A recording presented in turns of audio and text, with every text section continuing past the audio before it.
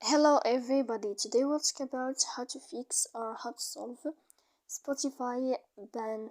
To know how to fix or how to solve Spotify ban, you should just go to settings. After that we click apps, default apps, app settings.